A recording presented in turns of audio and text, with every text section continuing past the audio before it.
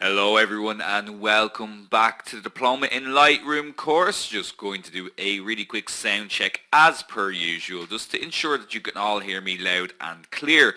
So please just type in yes into the chat box just to confirm with our support staff that you can all hear me loud and clear. We have no sound issues for this lesson. Now, so thank you very much for joining me for lesson number 4 in Diploma in Lightroom. I do hope that you have been enjoying the course so far and seen some improvements in your Lightroom editing and getting familiar with the program and seeing new potential for your photographs and the creative side and maybe perhaps a more professional side as well.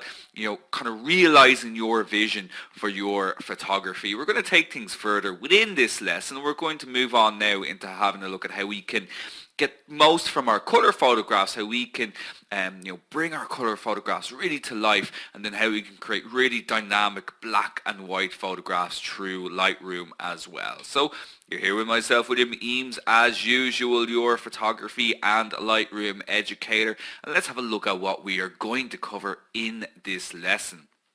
So we're going to explore hue, saturation and luminance, HSL. So you'll find this in the develop module, and this is where we can control many aspects of our color photographs. We can change the colors using the hue slider. We can add more color or increase the color saturation using the saturation tool. We can change the brightness and the darkness of colors, as we'll see as well. We can also use this for converting to black and white, and converting photographs to black and white isn't as straightforward as simply just removing saturation from a photograph, as we will see. It's not the most effective way of converting a photograph to black and white, and we'll be using the hue, saturation and luminance sliders to create black and white photographs. We'll have a look at how to add some effects to our photographs. Okay, so we'll have a look at how to add things like grain, vignettes, and we'll also have a look at how to split tone our photographs too. And both these can be added to color photographs as well, not just to our black and white photography. So I'll just take one moment now just to open up the Lightroom interface. Now, as usual, I have made a quick collection just before the lesson, just to speed things up for us. And these are the photographs that we are going to work on this evening. So we'll kick things off by having a look at this color wheel. Okay, so this is a very, very useful tool that we can use for understanding how the HSL works. Okay, so if you're familiar with any type of design or anything like that, you're probably very familiar with color wheels. Now what we can see here, this one is broken down into lots of different sections and segments for us to understand. So the first thing we're going to have a look at is the actual HSL panel, which you'll find in the develop module. Okay, so HSL stands for hue, saturation and luminance. We've also got color, which is just an alternative way of looking at it. Okay, so you can see we've got hue, saturation and luminance, but we're just looking at individual colors this way. We also have a black and white quick conversion that we can use here as well. Okay, but we'll come back to that now in a moment. Now, with hue, saturation and luminance, we've got these three different sections that they're broken down into: hue, saturation and luminance. The first one is hue, and what hue is basically it's the color, and we can change that color. Now it's limited, okay, we couldn't change a red to a blue, okay, but we do have some control. If we have a look at our colors here, so red, orange, yellow, green and so on. With the red slider, okay, if we slide that over, you can see it moves into yellow. Go the other way, it's kind of going into more pink. Have a look at red on the color wheel and you'll see that it's got orange and goes into yellow, and we've got on the other way going into pink. Okay, so with this you can change the color of red or the color of orange or yellow to whatever color is left or right of it on the color wheel. Okay, and it'll always be the same. All color wheels are the same. This is how they're made. So if I begin to change the red, let's just see what happens. And indeed, when I move it over to the right hand side, we can see now it's become more orange. If I move it the other way, it's going to become much more pink. So this is a really good way of beginning to separate your colors if you're finding that they're a little bit muddy, or they're blending in a little bit too much. We can start to use the hue sliders, and you can like, I mean, if we were to take it to an extreme, like if you put each of these color sliders to their extreme left or extreme right, you can see how much you change that color wheel, how completely different it ends up looking. Okay, so it's a very, very powerful way of controlling color within Lightroom. Now we have another way of doing it as well. You'll see this little button here, okay, called you can see it there. It just says adjust hue by dragging in the photograph. Now you'll find this in each of your options. But if I click this and I bring it over, it comes up with a little target. You can see this little target, and I can simply click on the color then, and if I move my mouse up and down, so just simply moving the mouse up and down, you can see how it's just changing the orange, or even the yellow, the yellow. Now because yellow has quite a bit of green in it as well, you can see that it's actually changing the green too. So some of these colors will blend with each other, and we'll break this down now in just a moment there as well. Okay, but hue is what we're going to be using to separate the colors a little bit more in our photographs. Now, if we have a look at these other options here as well, then we have saturation and we have luminance. Now, saturation, I think, is a very important one for photographers to understand. It is the level of color in your photograph. Now, the reason that I think it's a very important one to use is that if we click the black and white option here, it does a very quick black and white conversion for us, which is fine. But I think it's a lot better to do it manually. And the reason for this is that when we slowly strip away color from our photographs, we can understand what are the dominant colors in the shot, and also what are the colors that might be problematic for us when we take away the color. Okay, when we take away color, we're left with tone. And while colors might look dramatically different from each other, so for example, if we look at green and we look at blue, they're very, very different from each other, same yellow and red and so on.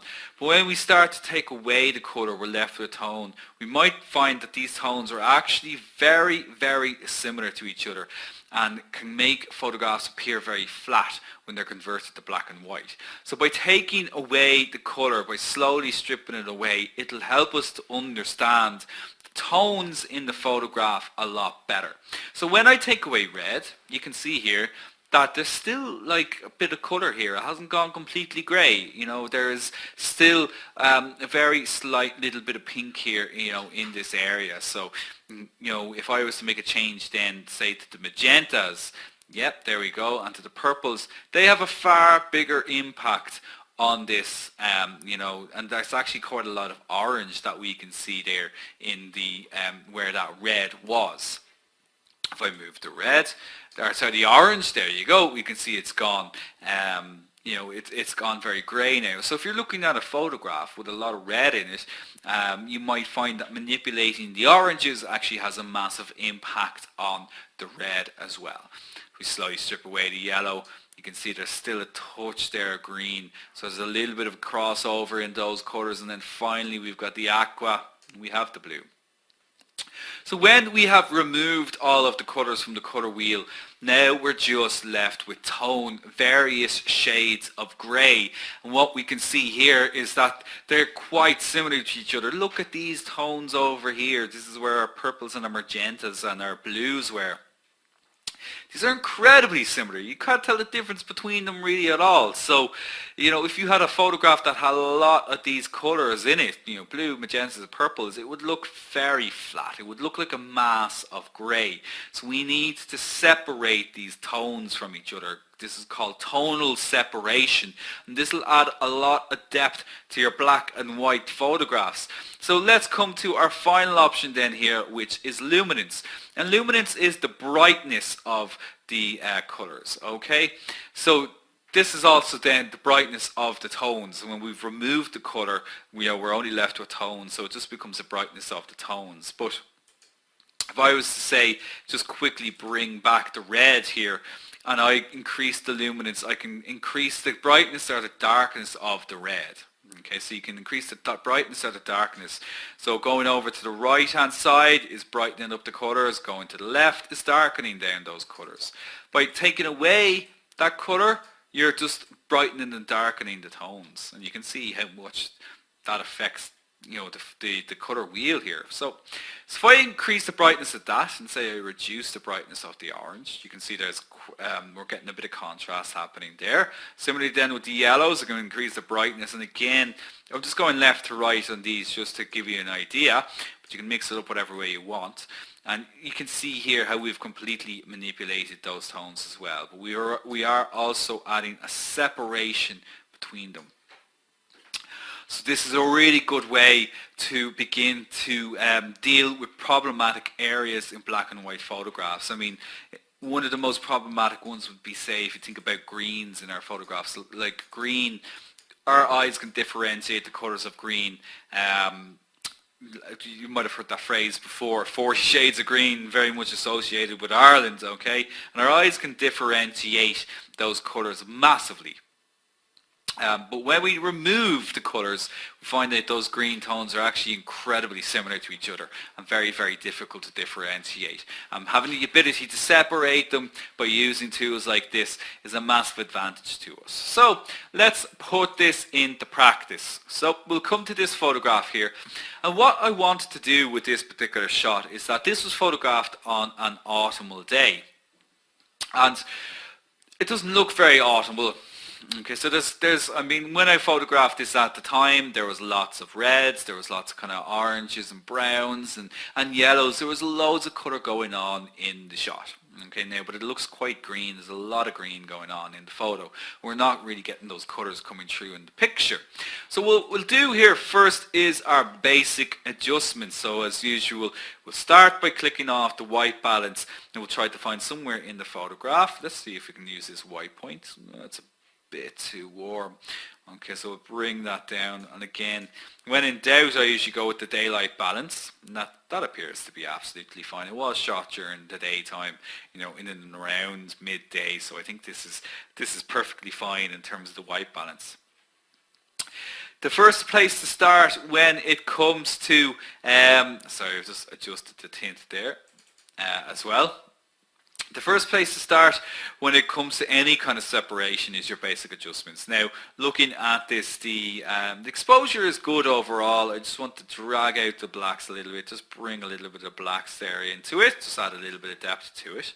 You could reduce the highlights ever so slightly to bring back some detail. Well, it's not having a massive impact ever so slightly, but all in all, there's not a huge amount that I need to do in terms of editing to this photograph, really. Biggest issue here is trying to separate those colours. I'll add a little bit of vibrance there to it as well, maybe just a touch of clarity as well.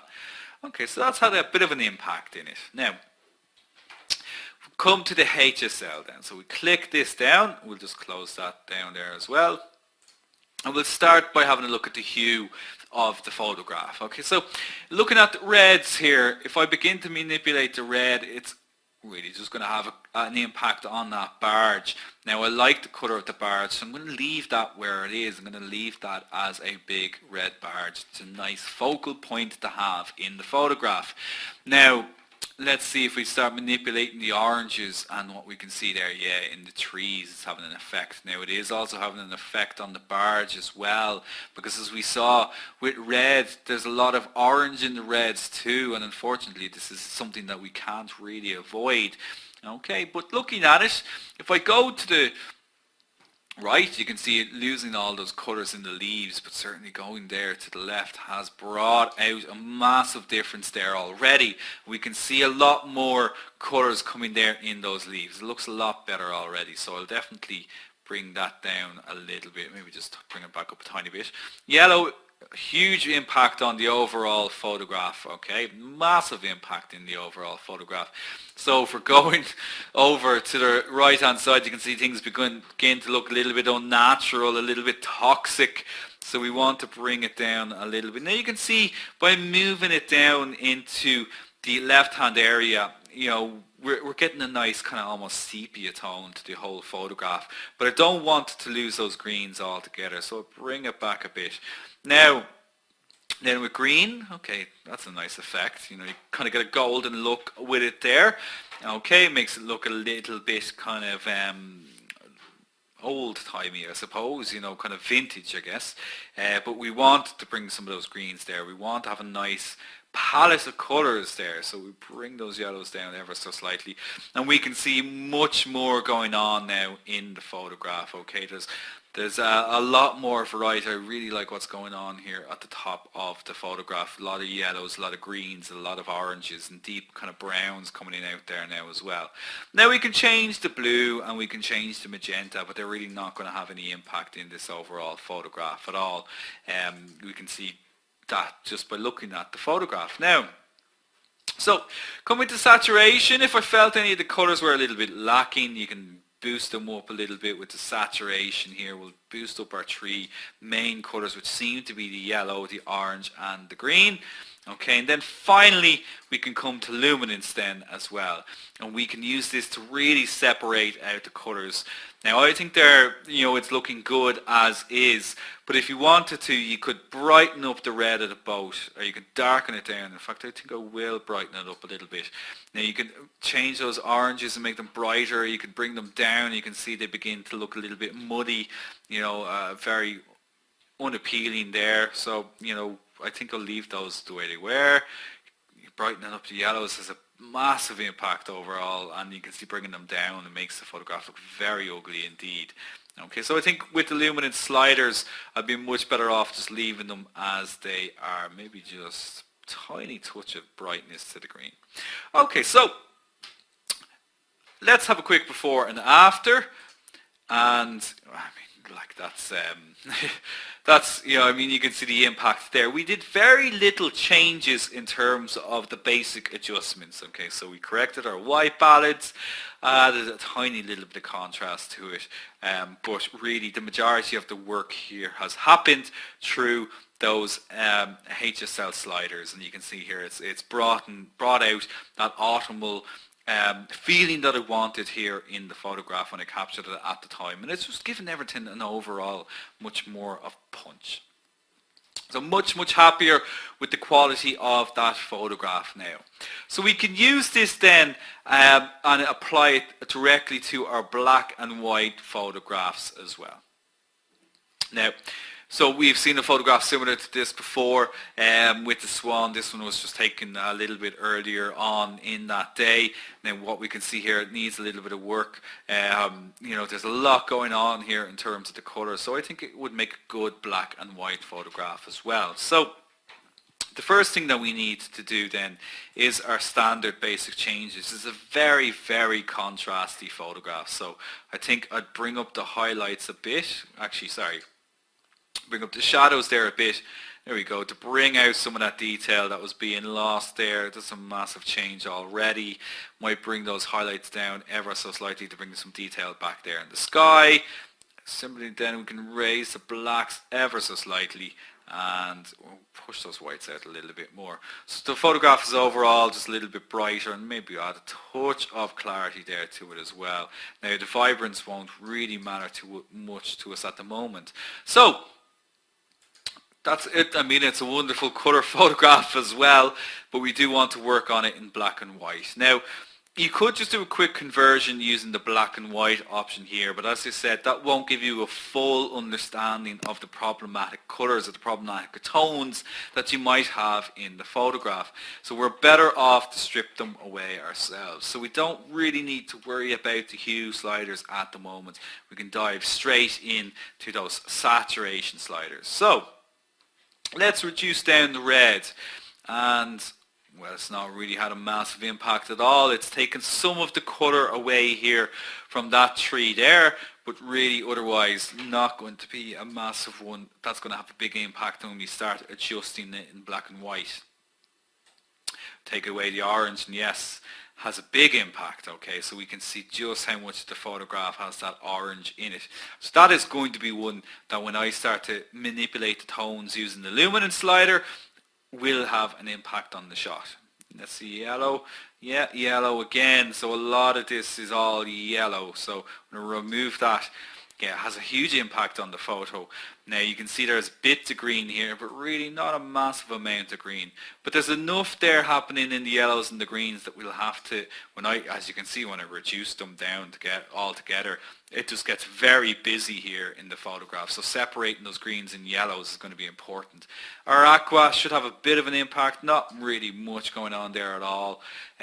Blue, obviously, hugely impactful on, and you can see it there. You actually lose the detail there when I reduce the blue.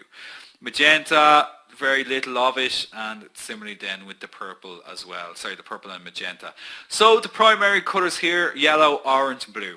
These are the ones that I'm going to have to work on to get the most out of this. Now as it is, it looks very well. I don't think it looks particularly bad at all, but let's see what we can do. So coming to the luminance slider then. So as we said, red doesn't have much of an impact, but as you can, well, you can lose that 3 if I reduce it down, but I'm going to bring it out a little bit. I want to make it stand out against all of this here in the background. The orange then will also have a massive impact too, and you can see, yeah, it's a giant impact that it's having on the photograph. Okay, so we're going to brighten up the oranges there a little bit as well. Now yellow. Okay, so the yellow is also having a big impact too. So we also want to brighten that up, but I might darken down those greens. Okay, so when I darken down the greens, it's adding a little bit more contrast here in this particular area. Then those blues. So reducing down those blues is going to be important. Now as you can see, you can, if you wanted to have a nice bright sky, just increase the blue, but I want to bring it down. I don't want to go too far, because when I go too far, what you start to see here is this kind of clipping, and you get this weird kind of pixelization there as well. You lose the tonal quality in the gradient. It looks very, very ugly, very muddy. So we want to bring that up a little bit. Now not too far, because we need to have some of that detail. Okay, so that's not looking too bad. Okay, and then as we saw, the purples and the magentas having a bit of an impact. I might actually increase those purples a bit. Okay, so, and then we've got the magenta really doing very little there at all. Okay, so you can see how we have brought out a huge amount of tonal separation then by manipulating these tones. And I might just bring those yellows down ever so slightly there as well. And it gives the eye a lot more to look at. It's a lot easier for the eye to separate what's going on here. Typically when you photograph these types of scenes and you see them in black and white, it can be very busy, very, very busy with all the kind of hedgerow and the brushwork and everything here as well. But I think this is looking okay in black and white. So with those changes made, okay, there's still a lot more that we can do with this. Now at this stage you might decide that you want to go back and do some modifications with your basic panel then as well. Okay, so we can still always come back to this part of it if needs be. Okay, so I can bring a little bit more detail back there by reducing down those whites. I think I'll put them back where they were. You can add more contrast there as well. Okay, so we need to bring up those whites a little bit. Okay, so I think that's looking rather good. But we can do a bit more now to this then as well. So at this stage, what's possible is that we can actually add effects to our photographs now as well. Now one thing that I should have mentioned as well is that, I would always recommend that you actually start out by trying out the filters first. Okay, so, if you can get some really amazing effects by using these preset options over here on the left hand side, and there's a lot of black and white ones there available to you. Okay, so I'd always recommend that you check out those as a starting point, just to give yourself some ideas. But in the long run, you do want to be kind of making these changes yourself. So the next thing then to have a look at it is to add some effects. And the first thing we're going to do is to tone this photograph. Okay, we can tone the picture, and that's done by this process of split toning. If I click down split toning, basically split toning is the ability to be able to add two different colors, one color to the highlights and one color to the shadows. Now we can do this on black and white photographs, or we can do it on color photographs. So we'll do it on color photograph actually, when we've done it to the black and white one here. So I've got highlights, I've got balance, and I've got shadows. So if I add a color to the highlights, let's say we want to add a kind of a sepia tone to this photograph. I go to the yellow, okay, and now it's not added any color to it. It's because I haven't increased the saturation. So by increasing the saturation, you can see it brings in the color. And if I push it very, very high, I'm just going to push it to the extreme so you can understand what's happening here. Now I can choose a color for the shadows. Now I don't have to choose the same color. So say for example I choose blue. And if I increase the color, it blends the colors together and you get this split tone effect. So, I mean, that's now an exaggerated version of it. Now, you can control which one is dominant. So you can change, if you want the highlights to be dominant, I can move the balance over towards the right-hand side. If I want the shadows to be dominant, I can move the balance over towards the left-hand side. Or I can just double-click it to bring it back to the middle. Now, what I'd like to achieve with this particular photograph is I'd like to have the saturation, we'll bring that down, I'd like to have a kind of a sepia tone to it. Okay, so we'll bring that down. Actually, that's quite nice. So mixing the blue and those yellows together, that's actually quite a nice effect now, I have to say. Let's see if we bring it down and give it the sepia tone there as well. That's also nice too. When you're toning your photographs, it should be subtle. Okay, I recommend, being quite subtle with it and not pushing it too high. I actually quite like that effect, that color there. It's given it an almost, it looks like an almost type of silver type of effect to the photograph, and very, very nice. Split toning really is a great way of adding your own effect, I suppose your own style to your photographs. Now, we can apply it to our color photographs as well, so it's not something that's exclusive to black and white photographs. So, if you wanted to kind of, say you're into your Instagram, you wanted to kind of create an Instagram effect, let's say we add a little bit of blue to the highlights. Ooh, maybe not. Let's try a different color. We'll try a bit of yellow, but we balance that out again with a little bit of blue. That's a combination that I tend to like a lot. You can see you get this kind of vintage feel to the photograph. Okay, so you get a kind of a vintage look to the photograph when you blend those colors, and you can absolutely experiment yourselves, what way you'd like to do this. It gives it kind of a film effect, so that's a nice kind of bit of toning to it. I'll just do a quick before and after there again, and you can see it just makes it a little bit more unique. So split toning is a lot of fun, and this is something that you can save in your presets as well. So you can create kind of a preset, or a kind of split tone style for yourself, and you can save that then as a preset.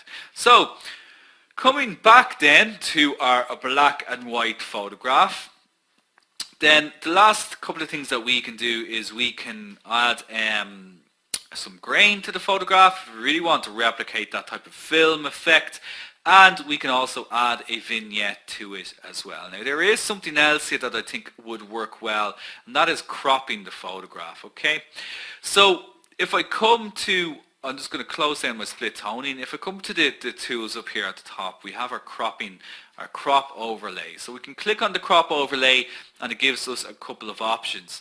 Okay, so you can change, you can just go back and reset it as shot if you want. You can go original, you can go custom, where you can crop it to whatever way you like. You've got some preset ones here as well, like a 1:1 is a square crop, 4:5 or 10:8 inches, A4 there as well, and you can rotate these. So there's a few preset sizes there, but I tend to like to go with the custom. Now you want to unlock this here as well, so that you can actually edit it the way that you like. And what I'm going to do here is for me this should be kind of a wide shot. Okay, so if I crop in a little bit from the bottom and a little bit from the top. Now, what we're also using here is the rule of thirds. The rule of thirds, you kind of got this grid here.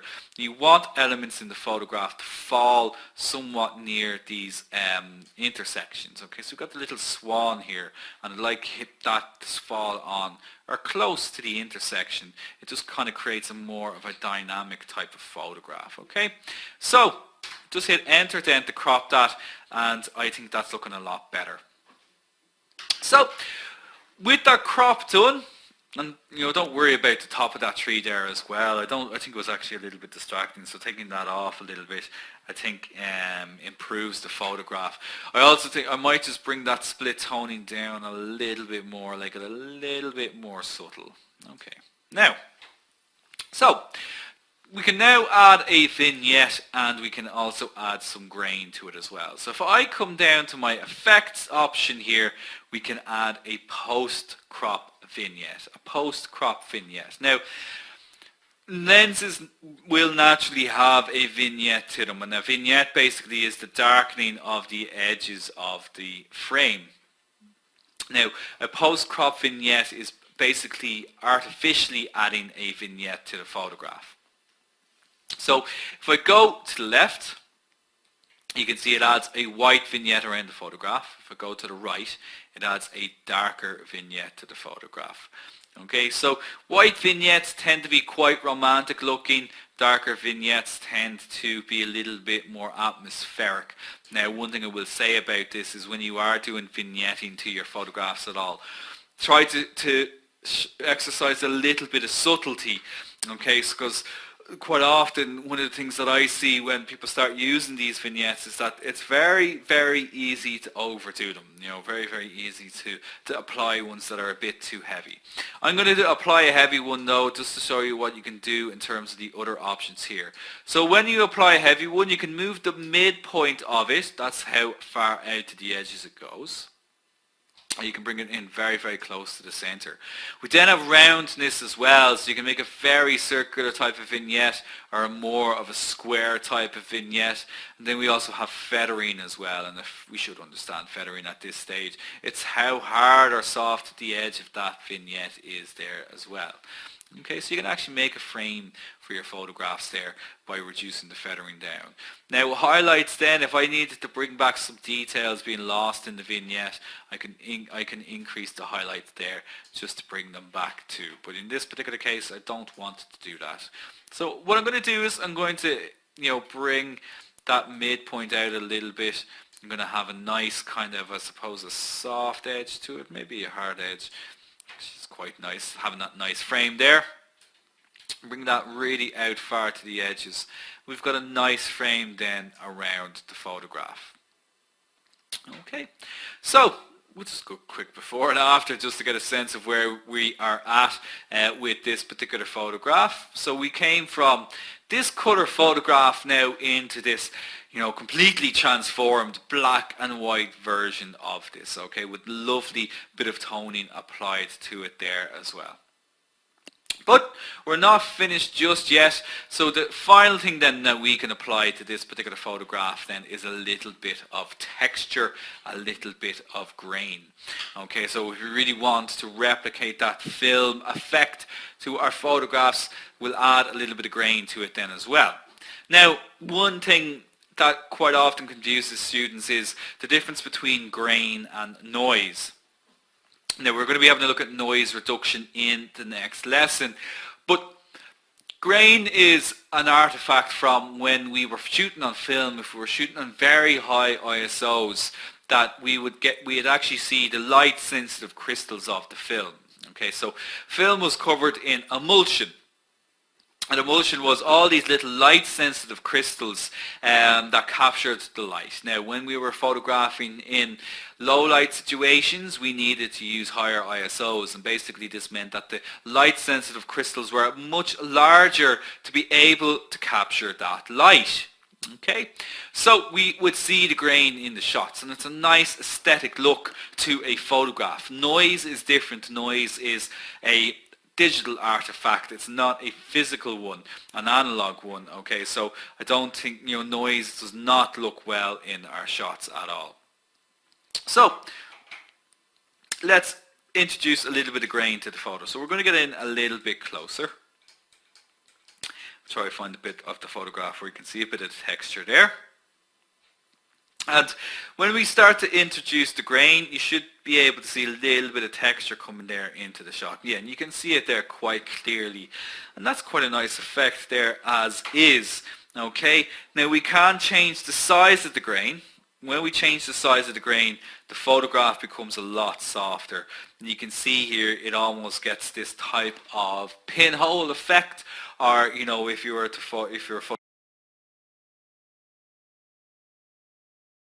photographing with a very old camera when things weren't very, very sharp, you know, you can increase the size of the grain to get that type of old vintage style. Now you can also increase the roughness of it there as well if you really, really want to push it into something quite eerie and almost spooky. You know, you get this really old, I suppose, Victorian style effect to it. But I'm not going to do that. I'm going to bring that down, and I'm also going to bring that down there as well. Put them to their defaults, because I thought the default look was perfect. Okay, I might just increase that grain a little bit more there as well. I like that texture that's coming there into the photograph. So you can see now that and we just remove all the other parts of the screen here. We'll press the L just to get a better look at it there too. And it's a really lovely effect that we have applied to that, adding a subtle bit of grain, a subtle bit of toning and texture to it there as well, and we get a really old style looking, a vintage feel for our photographs. So now this can absolutely be then applied to our color pictures as well. You know, you can add a little bit of a vignette if you wanted to here too. It's not just something that has to be applied to a black and white photograph. You know, you can have a hard vignette around the edges if you want. Let's see how that looks in this particular shot. Yeah, okay, so it's not as effective there as I think as it was on the other photograph at all. So probably something more like a natural type of vignette is going to be better in this particular instance. Okay, so you can apply that there, and then of course we can apply a little bit of grain there if we wanted to get that effect here as well. And let's see if we push it there too and see how that looks. Okay, so interesting, you know, kind of effect to that particular photograph there as well. But I think for that one, probably better off just going with just the natural kind of look to it. Now, I see a lot of people asking me about the dehaze option here as well. Okay, so dehaze it's designed for removing haziness within a photograph, or perhaps you want to add a little bit of haziness to a shot. If you photograph on very, very bright days, you can sometimes get a very hazy effect in your images, and you can remove that with the dehaze. If I add a bit of dehazing here to the picture, it really bumps up the contrast to the photograph, okay?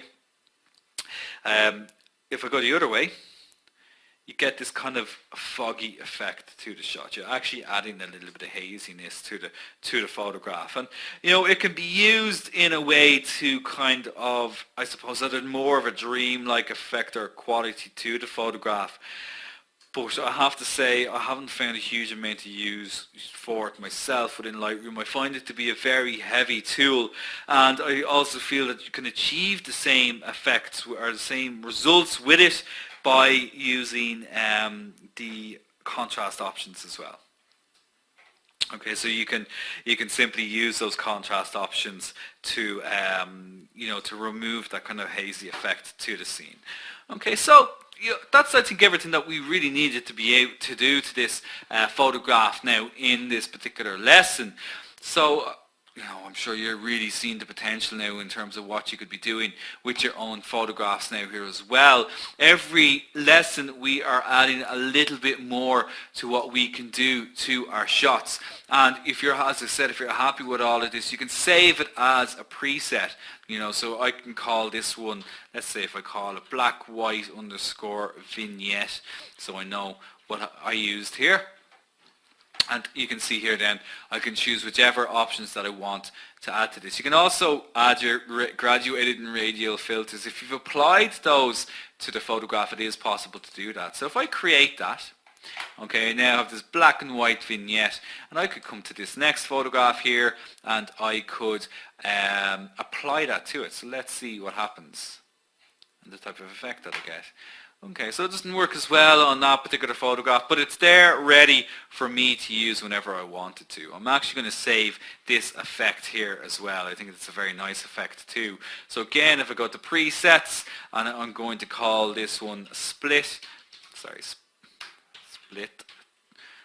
underscore tone, and I'll just call it split tone wheel, just so I know that it's my one, and I can click create. And again, now I can apply that particular effect to any other photograph that I might have within my collection. So that's everything that we've needed to cover now for this evening's lesson. So I do hope that you enjoyed this, and I do recommend, as always, that you go back over this in your student login area to take your time with this as well. The most important thing I think to take away from this lesson is about tonal separation when you're editing your black and white photographs. It's very, very important to understand that it can be very, very difficult, that your tones can get lost very, very easily when we are working in black and white. So let's just quickly summarize what we had a look at in this lesson. So we explored hue, saturation and luminance in great detail.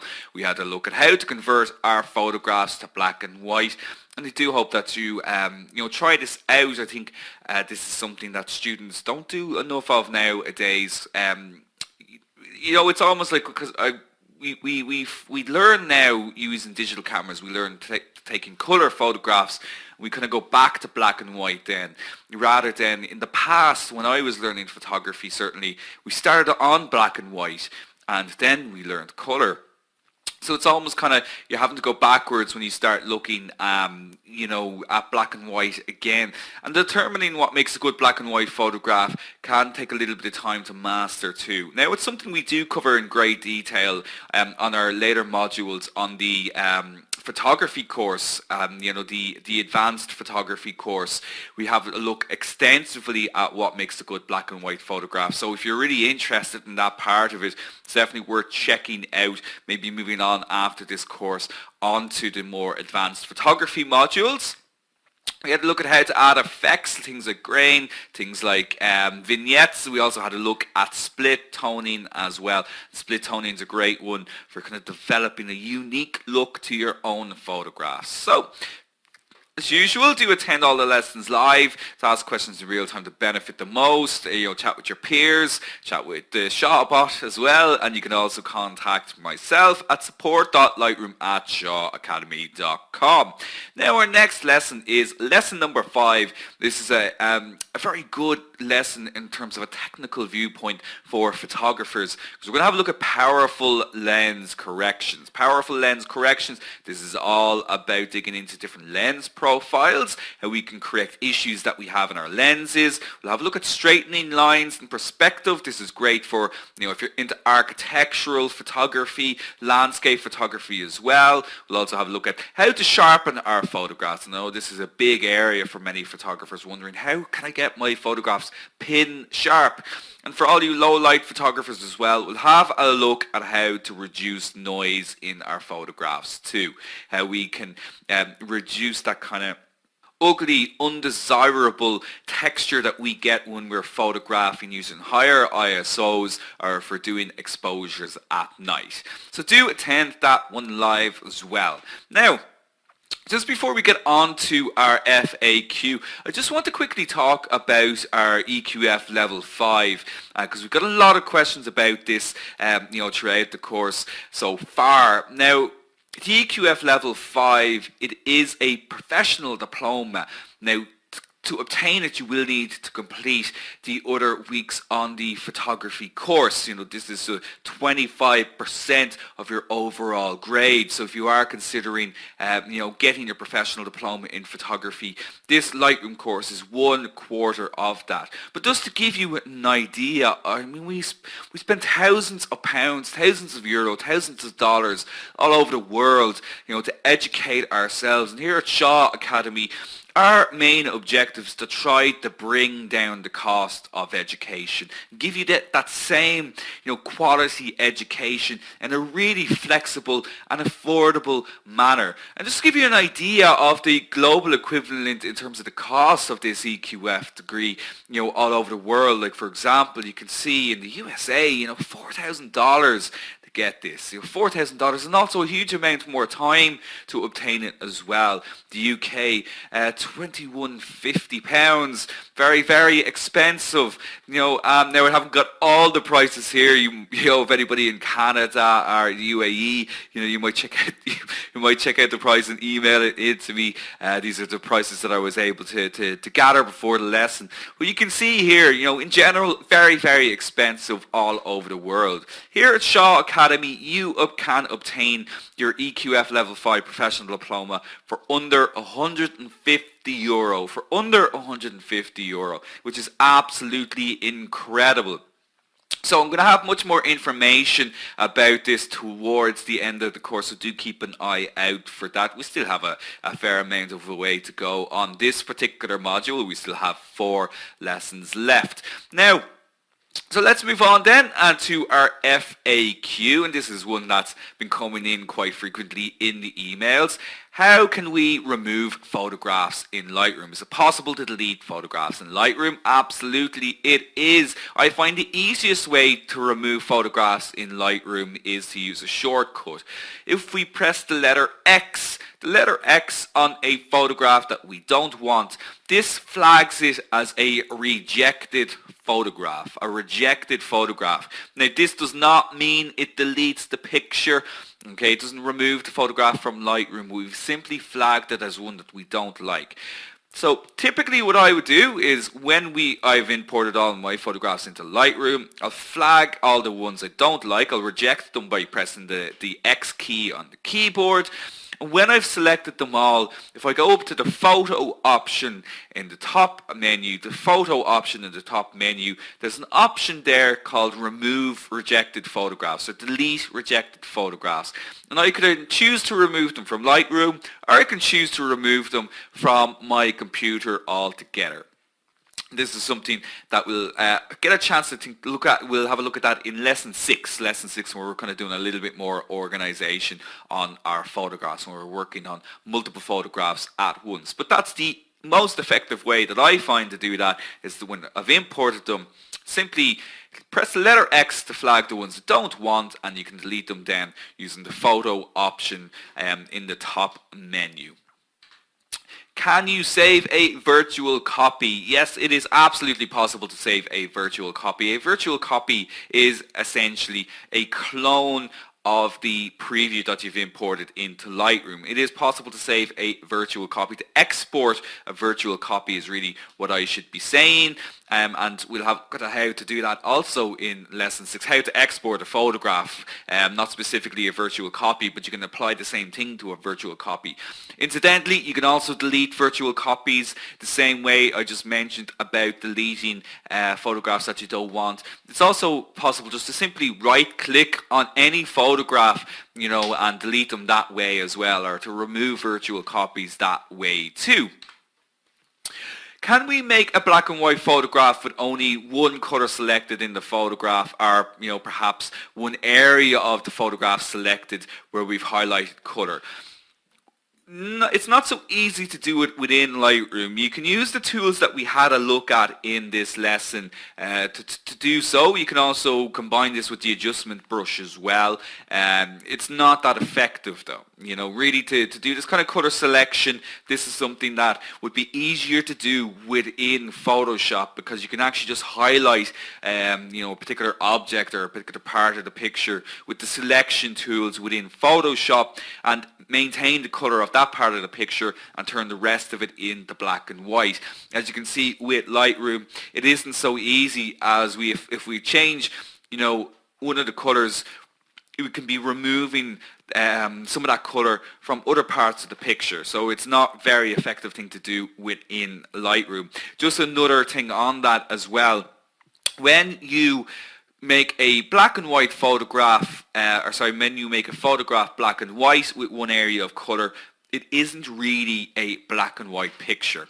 And the reason I say that is because if you make a conscious decision to leave one part of that picture as colour, that picture becomes all about that colour. It becomes all about that object or area that you decided to leave the colour in. And that there, to me, that's a colour photograph. That is a picture that is all about colour rather than being a black and white photograph. Now that's perhaps a little bit pedantic, but it is just something to be aware of. Now that's not the same as when we add tone to a black and white photograph. You know, if we do the sepia toning or if we do a little bit of kind of split toning, you know, I still consider that's more of a monochrome photograph. You know, but when we isolate one part of the picture and to leave the colour in it, for me, that's a picture that's very much about colour.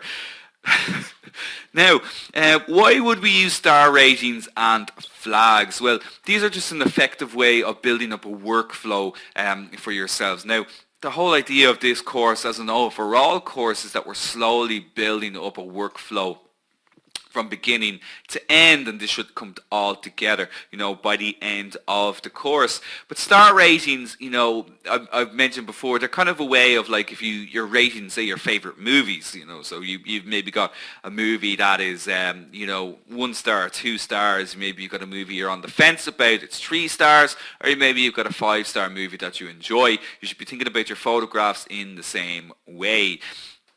Ideally, really, you know, if you're using star ratings, I couldn't really see the need for ever using a 1 or a 2-star ratings, because these are pictures you're obviously really never going to do anything with. 3-star ratings, you know, you'd be using for pictures that you're not sure about that you might come back and edit, and then 4 and 5-star pictures should be the ones that you should be concentrating on in terms of editing. Same with flagging photographs. Flags should be used for pictures that you're definite about, that you want to quickly organize using the filter bars within Lightroom as well. And just on that one, is there any tips on workflow practices? Check out a website called dpbestflow.org. dpbestflow.org. It's a great website designed specifically really for photographers and for, you know, anybody who's kind of working in the image industry, working on photographs, in terms of teaching best practices for organizing your workflow, for organizing your folders, you know, the best way to organize all of your work. So check it out for sure, dpbestflow.org. And that should give you a little bit of help, some tips on how to, you know, get the most out of your work practice. Can we add more than just one adjustment filter? So this is kind of going back to the last lesson where we had a look at how to use our localized adjustments. And yes, absolutely, it is possible to add more than just one adjustment filter. And this question was coming in specifically about the radial filter. You know, if you've got multiple people in a photograph, is it possible to highlight them using multiple radial filters? It is absolutely possible to do that. You can combine all of these types of filters together. You can use a graduated filter with an adjustment brush with a radial filter. So you can spend a huge amount of time working on one photograph. And this is really what photographers do. You know, if you ever check out, for example, I would look at quite frequently a website, fstoppers.com, very popular photography website. If you're not familiar with it, do check it out. But they, you know, at the bottom of their web page, they have a big section full of photographs that are submitted by mostly professional photographers.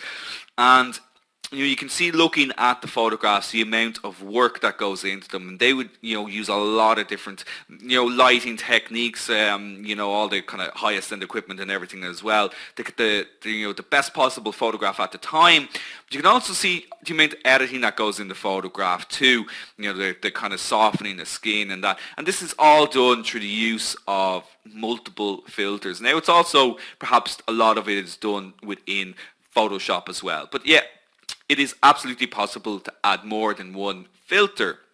Will we cover tone curves? We don't cover tone curves within the Lightroom course. Okay, so you may have come across tone curves just underneath the basic panel in the develop module, and they can be complex looking adjustments to make to your photographs, or it's a complex looking tool to use to make adjustments to your photographs. We don't cover it at this stage, but we do actually cover it in our more advanced photography modules, and actually specifically in relation to the black and white lesson that we cover in those modules. We have a look at how to replicate a film effect, so how you can use the tone curves to replicate an old kind of black and white film effect. But they are quite complex, a little bit more advanced really for this level, which is why they're covered at a later stage. So again, if you want to learn a little bit more about tone curves, have a look at our advanced photography modules. Now, it's done using Adobe Camera Raw, which is nearly an identical program to Lightroom as well. So if you happen to be familiar with Adobe Camera Raw, everything that we're covering in terms of the editing side of things within Lightroom is applicable to Adobe Camera Raw as well.